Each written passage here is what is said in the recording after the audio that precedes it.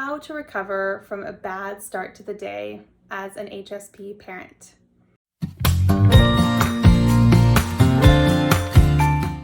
Hi, highly sensitive parent. This is Amy Lajeunesse, your host and founder and creator of highlysensitiveparenthood.com, a resource center for highly sensitive and empathic parents. Today, I'm talking about how to recover from a bad start to the day as an HSP parent. So I'm going to begin by just painting you a picture of a recent day in my household. It was my kids' first week back to school. One of my kids was starting kindergarten, so his first experience going to school that wasn't a preschool. And we were coming off of our summer routine, which was less of a routine and more of just sort of a loose collection of activities that happened before I dropped them off at summer camp and preschool. So we were used to kind of moseying about and eventually getting out of the house around, let's say 8:30 or 9, depending on the day. Suddenly, we were required to be at school at 7:30 when the bell rings. And so this was a transition. I did follow some of my own advice in my back to school seasons for highly sensitive parents, podcast and video and blog. But I'm imperfect like the rest of us. And so I hadn't implemented everything super well. And regardless of how well we prepare and implement, strategies to make things easier, there's still going to be some bumps in the road. So suddenly we are faced with a day that had not begun well. I woke up personally feeling tired, not well rested, stressed about the day ahead. My kids had kind of forgotten that they had some responsibilities in the morning. They're a little older, so they're 8 and 5. So they can, thankfully, so great, do some things on their own, like make themselves cereal, get dressed, and things like that. So, peace to those of you who are still in the stage of needing to pretty much get your kids ready on your own.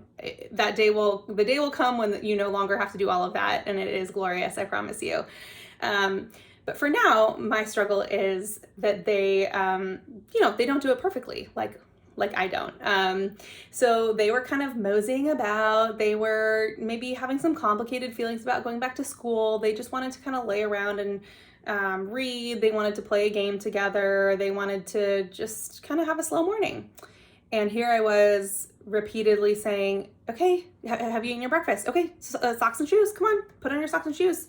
All right, do you want, this for lunch or this? Or are you going to do school lunch or packed lunch? And there was just a lot going on, as you guys understand.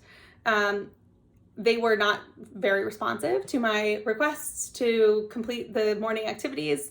I probably made the request to put on socks and shoes 4 or 5 times, and it was just, all of us were getting grumpier every minute that passed.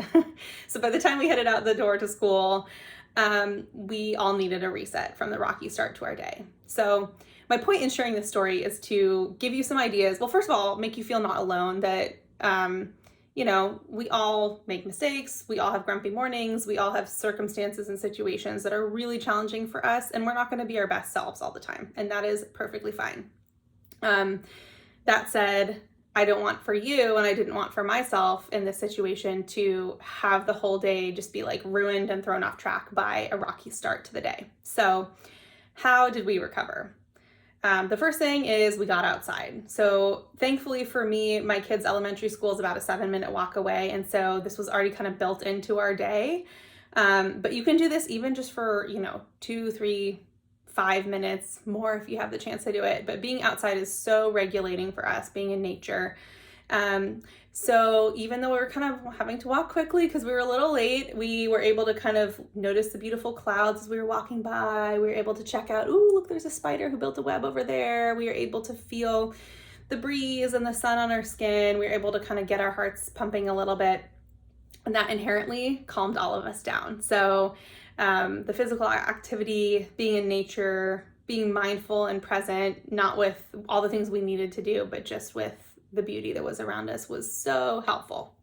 So that's my first tip. The second is, when it's appropriate and depending on how old your child is, you can talk about the morning being tough. This could be, verbal. It could just be like, oh, that was hard. It could be a little more detailed. So my older son, I don't know where he came up with this phrase. It may have been from a preschool teacher, but he uses this phrase, I'm going to try to turn my day around. And I really love it because it first of all, it acknowledges that the day's hard, right? If we pretend that everything's going fine, we're just lying to ourselves and to our kids. So it acknowledges, woo, this has not been good. This has been really tough. And it gives us a sense of autonomy and empowerment that we are capable of, turning our day around. We can make changes. We can end up having a good day or a great day even, despite a rocky start. Part of this conversation can also include figuring out, and it could be internal conversation too. What worked well that morning? What did not work well? So for example, for me in this situation, I think it was myself and my older child figured out, okay, tomorrow, you really need to get dressed and brush your teeth before you come downstairs. Those things need to be done before you even come down and start reading or fixing yourself breakfast. You need to do those two things. So identifying what can change can be really helpful. Lastly, this one can be hard, but we forgave each other and I forgave myself for being grumpy and for things not going to plan.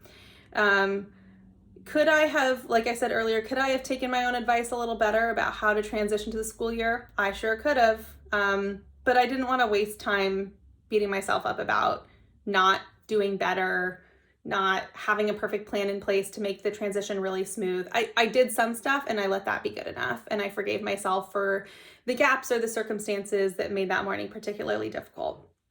So engaging in forgiveness of others and self-compassion for ourselves in moments where we're thrown off or we're grumpy or irritable is just a really helpful strategy to turn your day around. So if you've had a tough start to your day recently, I'd love to hear about, what happened if you feel like sharing, but also I'm curious what helped you to turn your day around. Are there practices that you engage in? Are there things that you do with your child or on your own or with someone else that really help you to feel more calm, that help your day to kind of get back on track, so to speak? I'd love to hear it. You can feel free to share in the comments. And if this blog is helpful for you, please consider subscribing to our weekly newsletter. You can just do that at highlysensitiveparenthood.com. You can scroll to the bottom of the homepage and subscribe there. And at least at the time of this recording, there's a little pop-up that comes after you're on the website for a few seconds and invites you to subscribe to the newsletter. So that will get you these blogs and these podcasts released weekly. They'll come right to your inbox and you won't miss a thing. So I encourage you to do that. I hope this is helpful for you. You're not alone in having those tough days. We all have them. And I hope this gave you some great ideas on how to manage on your own and with your children when those tough days head your way. All right, take care. For more resources, including our signature Highly Sensitive Parenthood online course, visit highlysensitiveparenthood.com.